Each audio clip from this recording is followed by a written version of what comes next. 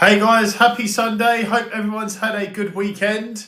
I've got a TikTok live for you over the next 30 minutes talking around fitness 2026, what actually works. So if this is the first time that you've seen me, my name is Ross. I'm based in London.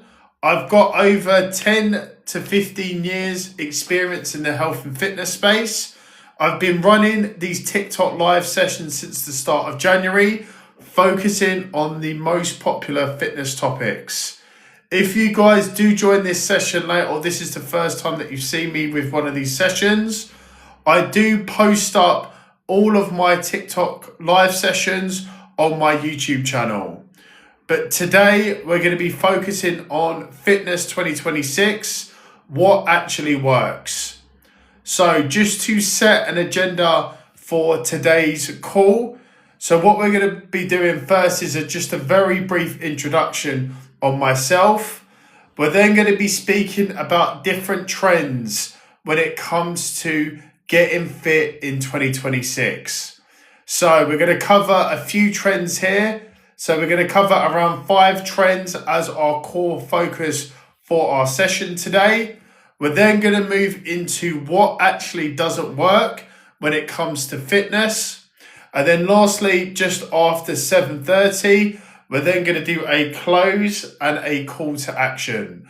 So if you guys do find this session helpful as we're running through, please feel free to like the live. Please feel free to ask any fitness related questions in the comments, because I'll be more than happy to run through them as we're moving through the session. So just again, as a very brief introduction on myself, if you guys are just joining, my name is Ross. I'm based in London. I've been running a fitness TikTok now for around 6 to 7 months. I've been doing these TikTok live sessions since the start of January on the most popular fitness topics. Today, we're talking about fitness 2026, what actually works. So most people in 2026 are still doing workouts that are barely moving the needle. If you only did 3 things for fitness this year, these would be them. So just as a bit of engagement, it'll be really good to understand, what are your goals this year? Is it fat loss, muscle, or is it just feeling better? And in terms of setting expectations for this live, today I'll be breaking down the 5 fitness trends that actually work based on science. So moving into the first trend, strength training is king. So resistance training is the number 1 predictor of body composition, metabolism, and longevity. When we're talking about building muscle, improving bone density, talking about metabolism, this is all what's going to happen with resistance training. Guys, any questions, feel free to put them in the comments. I'm more than happy to answer any fitness related questions as we're moving through. At the moment, we're talking about fitness 2026. If you've just joined, what actually works. And at the moment, we're talking about the first trend, which is strength training is key. So creatine is really good. It's the most, essentially with creatine, it is the most researched supplement in the fitness industry. It's going to help you with putting on lean muscle and help you with performance in the gym. So if you've not used creatine before, I would highly recommend using it, mainly because number 1, it's the most researched supplement. You might hear some things out on social media that it causes acne, it gives you hair loss, it makes you really bloated. But I've actually used creatine for many, many years and I've not experienced any of those side effects. I actually did have acne when I was younger, so I can't advocate for taking creatine enough. Just as a quick caveat, with creatine, you don't need to do a loading phase. You can just take 5 grams of creatine a day. So if someone drinks protein shake with a lot of chocolate, is it bad? It's mainly just based around depending on what type of protein that you're taking. I've mentioned before, if you are skinny, like I was when I first started training, one of the worst mistakes I made was actually taking mass gainer. I wouldn't recommend taking mass gainer because it's just going to upset your stomach. And it's, to be honest, if you're just going to put on loads of unnecessary fat. When it comes to, like, I take a whey protein that is chocolate. It's low calorie because it's whey protein, so I can isolate. It all comes down to how many calories that's in that protein shake.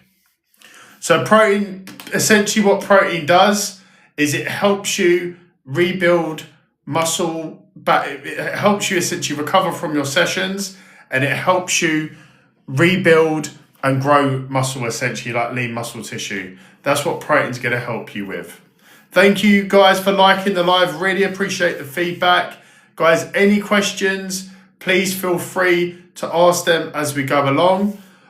In terms of the protein that I would recommend to take, I always recommend to take a whey protein. It's low calorie, it's got a higher protein concentrate in it. That is what is going to be beneficial. So fruits, generally when it comes to fruits, it's only going to be good for things like simple sugars like banana. It's going to be good for things like your workouts. They're not going to have high protein content in them. That's why you'd have to stick to things like chicken, tuna, things that have got high protein intake in them. For anyone that's just joining late, what we're doing at the moment in terms of this live is we're talking about Fitness 2026, what actually works. We're talking about the first trend, which is strength training is key. So how good are raw eggs for you? Just as a little bit of a story on raw eggs, I used to actually take like 10 raw eggs a day back when I first started training. I used to put them in a glass, like a pint glass, like a Guinness glass, with my brother, and we used to do like 10 raw eggs a day. Ended up getting sick off of raw eggs. It was absolutely fine taking them raw. I've actually now just started to implement taking raw eggs again. So I actually have 2 to 3 raw eggs in my morning shake in the mornings. And raw eggs are really, really good for you personally, in my experience. I wouldn't take them as a standalone as like what I was doing before, because they are absolutely disgusting. But I generally have 2 raw eggs in my morning smoothie each morning. Reasons for that is I get a higher protein intake all ready to start the day. If you cook foods, does that make them unhealthier? All you've got to do in terms of, so I don't understand your question. If you cook foods, does it make them unhealthier? So what I generally do when it comes to cooking food, so I meal prep on a Sunday. So today I've done my meal prep for this week. Generally what I'll do is I generally have chicken. I'll then have a sauce to go on top of it. So I'll generally change the sauce throughout every week. I'll then just get some rice. And then I'll just get some stir fry. So I generally, when it comes to meal prep, eat the same things from Monday through to Friday. And then on the weekend, if I want to have a bit of a treat, then I will indulge in something, but it won't completely blow my calories out. When it comes to making foods healthier, I find recipes that I really like some of my favorite foods, and I just make a healthier alternative of those foods. So hope that's helpful. Thank you guys very much for liking the live. Guys, any fitness related questions, please put them in the comments. I'm more than happy to answer them as we're running through. We're talking about at the moment how strength training is key. So what actually works when it comes to getting into shape in 2026. So resistance training is the #1 predictor of body composition and longevity. So it essentially will help you with building muscle. It protects bone density, and generally science-based research has shown that at least a minimum of 2 to 3 strength training sessions per week are going to be beneficial for you. So at the moment for myself, I do 3 strength training sessions throughout the week. I make sure that I have a rest day in between each of my gym days. And if you guys are interested in having a structured gym workout program, I have a free 3-day full body split that I actually am using at the moment. You can actually download that on my main page, and it's going to give you guys there some workouts that you guys can follow, and that's where you can easily track your progress over many weeks. So a structured program for you guys to follow, all in time for summer. So no problem. Any questions, please let me know. Always more than happy to answer any questions as we're running through. No problem. Have a lovely evening. Thank you very much for asking those questions. See you later. So the trend number 2 that we're going to be running into when it comes to getting fit in 2026 is walking is underrated. So walking is exploding again when it comes to fitness trends. I think generally since I first started training, walking was massively overlooked in terms of cardio. Now when we're looking back onto social media, it is exploding again in terms of fitness trends. So the great thing about walking is you guys don't need to go to the gym in order to get your cardio done. I've never particularly enjoyed doing cardio in a gym environment. I always prefer to go outside, do hikes, get my morning steps in, get my 10,000 steps in throughout the day, broken into 3 segments, because then I'm fitting it around my lifestyle. The great thing about walking as well is it improves your cardiovascular fitness, it's low injury risk, and it's great for fat loss. So when it comes to getting into shape, if you don't like doing cardio in the gym, go and do 10,000 steps a day. I've advocated for this many a time before. Go outside, do a 10 to 20 minute walk when you wake up in the mornings. Once you have your lunch, go outside for 30 to 45 minutes.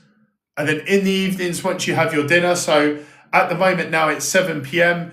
in the UK.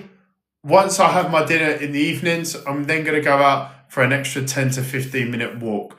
Collectively throughout the day, that will add up to around 10,000 steps a day.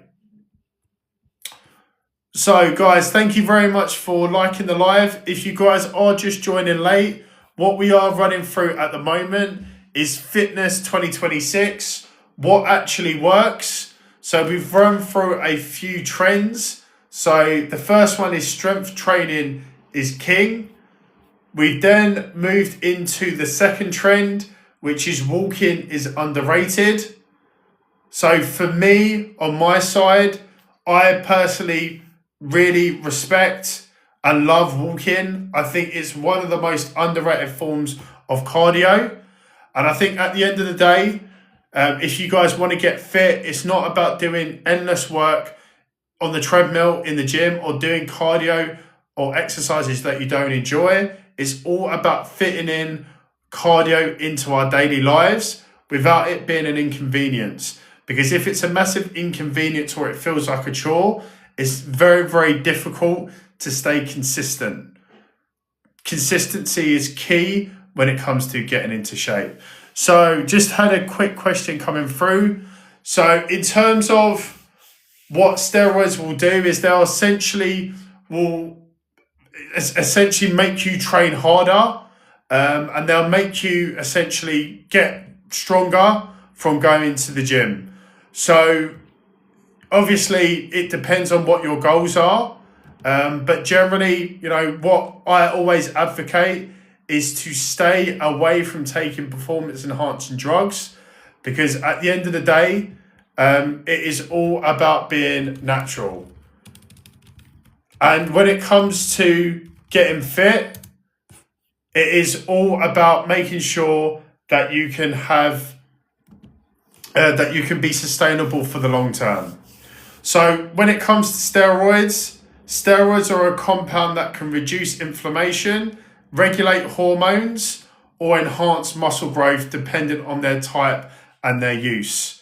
If we're talking about steroids in terms of bodybuilding, realistically, what these will do is there are different types of steroids that are essentially designed to help you with bulking, cutting, and overall mass gain. At the end of the day, from my side, I will always advocate to train naturally. You should always stay away from taking performance enhancing drugs. I'm only just providing this as a bit of insight and information into someone who is asking this question.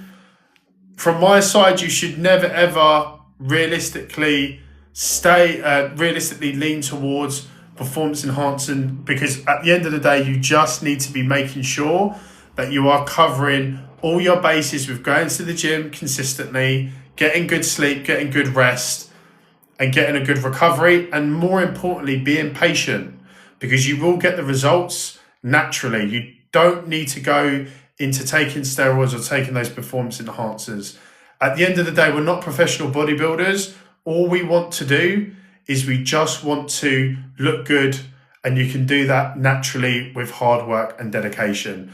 Although I do respect people who are training professionally in bodybuilding, but for us people who are generally trying to take care of our general health and fitness, you guys should stay away from it. So next question that's come in, machine or free weights? Look, generally for me, it depends on your experience level in the gym. If you are more of a beginner, I would recommend to do more machines because they are less technical than free weights. However, I would always advocate to at least have a blend of free weights within your workout program, even if you are a beginner, because it's a great entry point into learning some more of those technical movements. And also as well, at the end of the day, machines are fantastic, but if I had to choose one or the other, I'd probably slightly lean towards free weights, just because you get to do a lot more fun exercises. You get to strengthen and train areas of your body, your stabilizer muscles when you're doing, for example, like a bench. You're training your abs, your core, your shoulders. You're using all those stabilizer muscles to hold that bar in place, as opposed to when you're doing a machine, all you're doing is pushing that weight from point A to point B. So guys, any questions, please feel free to put them in the comments.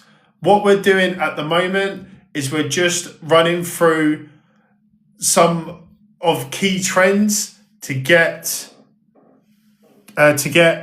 results in 2026.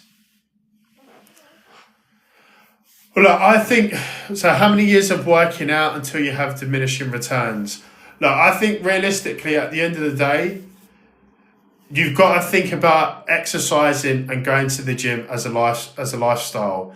I do personally believe once you've been training for many, many years, and I'm talking like 10 plus years, there is a certain level that you get to naturally when it comes to health and fitness. So I generally do believe you get to a point where you are pretty much maintaining what you've got, which is pretty much the stage I'm at now. But realistically, it completely depends on your genetics, how long you've been working for, the split that you've been doing, how consistent have you been? Are you training? Are you controlling those external factors when it comes to not just your working out, but your nutrition, your rest and recovery? That is one of the most important things when it comes to seeing results from the gym, especially long term. How do you fix bloating? So generally with bloating, it comes down to sometimes it depends what is caused by bloating. Is it something that you're eating? So many years ago, I wasn't aware that I was lactose intolerant. I always used to feel bloated. I then actually went traveling for 6 weeks in Bali, and I didn't drink milk throughout the whole time that I was there, and I didn't feel bloated at all. And generally, it depends on how your body reacts to certain things, and it depends generally on we're all built differently. With me, with milk, I can't have it because it makes me feel bloated. When it comes to general, if you're feeling bloated, I would recommend to go for like one of those food intolerance tests. Generally, that's a good way to understand what you're potentially allergic to, or if you've got particular triggers. So yeah, what I would recommend is to identify those trigger foods. Dairy products for me is one of those things that when it comes to a huge trigger. But I think generally what you need to do is you just need to have a look at what is triggering and take things, and it's a bit of a trial and error to identify those things that are potentially setting you off. But I hope that's helpful. So guys, any fitness related questions, please feel free to put them in the comments. What we're doing at the moment, for anyone that is just joining late, is we're talking about Fitness 2026, what actually works. We've run through the first trend, which is strength training is key. We've then moved into the second trend, which is walking is underrated. The third trend that we're moving into now is short workouts. So this is the third trend. And what I want to highlight here is, in terms of getting into shape, fitness doesn't require 60 to 90 minute workouts anymore. If I can explain to you guys, at the start of this year, I had a busy start to this year where I wasn't able to go to the gym. I was doing a 15-minute bodyweight routine at home. That enabled me to get a good workout in a very, very short space of time, although I was extremely busy. So what you guys can do as an example to get in shape at home is you can do a 5-minute bodyweight circuit. You can do things like, if you've got stairs in your house, a 2-minute stair sprint. You can do mini workouts throughout the day. So you can generally get up in the mornings, do a quick 10 to 15 minute workout to begin with, and you can even do a 10 to 15 minute workout in the afternoons. So research is showing that short bursts of exercise can improve cardio fitness and muscle endurance, even with brief sessions. So this is what it's all about, is you don't have to overcomplicate it when it comes to getting into shape.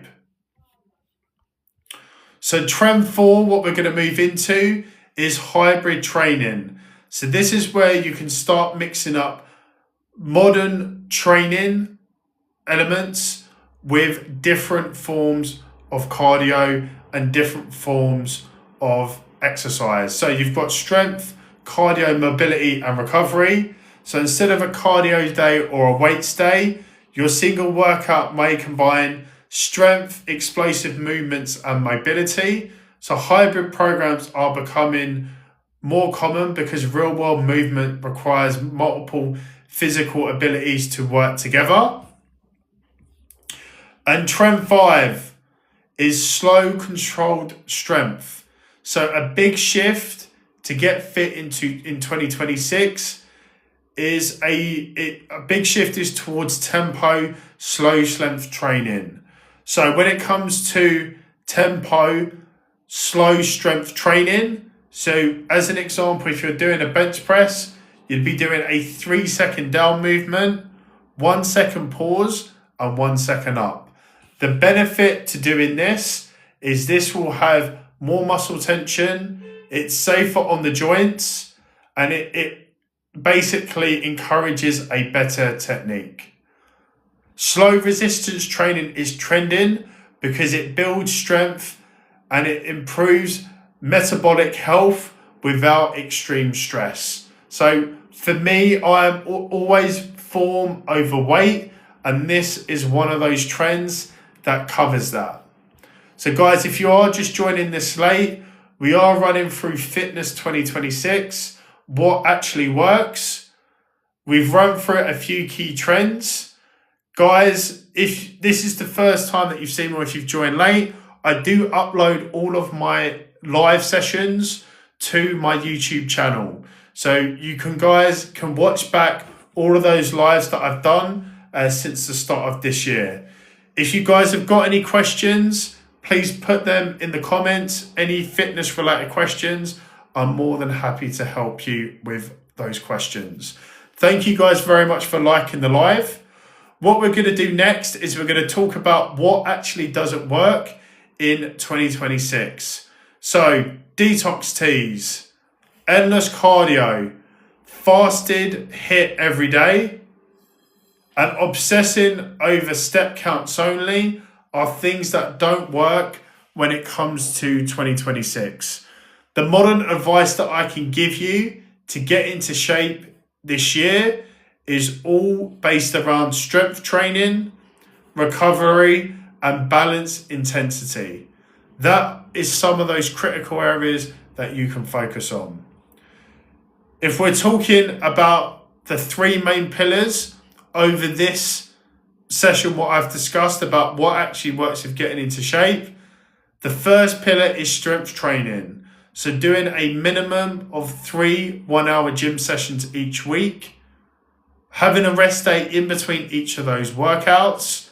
If you guys need a free 3-day full body split, I've got that on my main page. You can download that for free in a PDF format.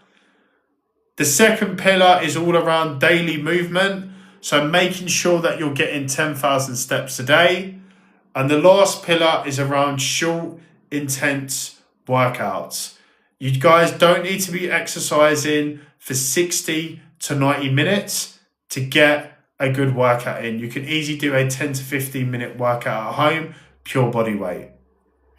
I want to thank you guys for watching the live today. I'm back online tomorrow at 7 p.m. UK time. Any questions, guys, feel free to reach out to me. But have a great weekend, and I shall see you guys tomorrow. Thanks very much.